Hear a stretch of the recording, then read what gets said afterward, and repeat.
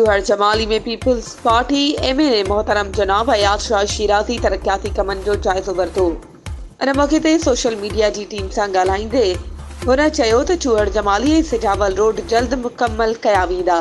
जॾहिं रिफ्रेशमेंट जो बंदोबस्त मोहम्मद सलीम मेमण कयो ऐं अस्पताल अमले अजकुंजा तोहफ़ा पेश कया, जंहिंमें डॉक्टर वज़ीर अहमद मेमण, सैयद अली शाह भालची तपेदार, अलहादितो सोलंगी, पीर हाशिम शाह, मोहम्मद यूसुफ छरेजो, अब्दुल अजीज खासखेली, डितल मक्सी, फकीर अली, गुलाम समो, पटेल मोहम्मद इस्माइल सोलंगी, सचल वलहारी, नज़ीर भायल पटेल, मोहम्मद यूसुफ सत्यो मज़हर, उस्मान खासखेली ऐं ॿियनि शहरनि शिरकत कई। वधीक ख़बरुनि ऐं अपडेट्स जे लाइ असांजे चैनल खे सब्सक्राइब कयो